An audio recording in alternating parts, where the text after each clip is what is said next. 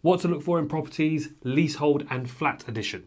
If you are considering to buy a flat right now, a few things that you need to be paying attention to. The first is the service charge, if there is a service charge payable. In most cases, the service charge is almost directly connected to how many amenities the building has. So if you go for a building that is of a very high specification, there's a very good chance you're going to be paying for a service charge that is monumentally higher than any other building that's nearby. You'll be surprised about the facilities and the amenities some of these buildings do have. They have things like office use spaces, things like cinema rooms. They have things like 24-hour concierges and porters, multiple lifts that require multiple forms of work should one of them break down, rooftop gardens that need maintenance. So if you are paying for a high specification flat, you're almost guaranteed to have a high level service charge. Now this is directly connected to leaseholds. If you have a share of freehold, which will still have an underlying lease, separate conversation altogether, then there's a very good chance that you won't be paying for a service charge, and the people in the building collectively come together to make sure that the facilities and the amenities in the building are maintained and paid for through everyone that lives in there. Usually for smaller properties or smaller buildings, something in the region of maybe 3 or 4 flats.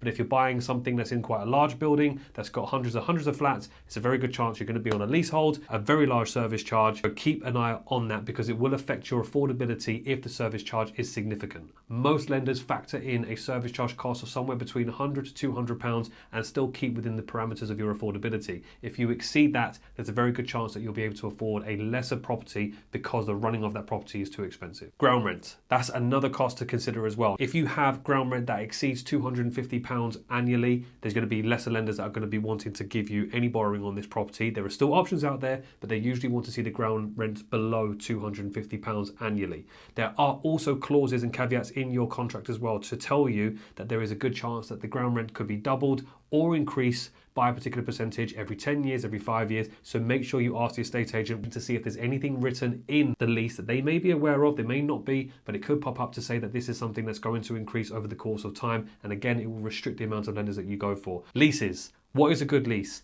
Anything above 95. If you have a leasehold property and it has a lease of 95 years plus, you are in a good position. If you are extending the lease any point between the years of 91 to 100, it should only cost you anywhere between £2,000 to £3,000 to extend it by an additional 100 years. So it is worth doing. So if you're in a position where you're trying to buy a property that has a slightly lower lease than you are aware of, familiar with, or even comfortable with, make sure you put in the request that you can extend that lease from day one. Otherwise, you're going to have to wait 2 years when you've been in the property to be able to extend that lease. If you're buying a flat in a high-rise building, please do not just be blown away by the view. Make sure you understand the orientation of where that flat is. That will determine how much sunlight you get on a daily basis. Most people go for a south-facing looking building because they get the sunlight pretty much all day. But if you go for an east-facing location, you get it in the morning. If you have a west-facing location, you'll obviously get it in the afternoon. But if you have something south that goes in that direction, you'll get the sunlight pretty much most of the day. If your orientation is somewhere around the north of the building, you won't get a huge amount of sunlight or direct sun into your flat. So make sure you pay attention to the orientation of where that property is located within the building. That will also change the value of it as well. It's not just based on the location, the postcode, or even what sells in that building in particular. You may have a flat on the exact same floor, the exact same size, that's on the darker part of the building that is marginally cheaper, and you ask yourself why. It's probably because of the sunlight.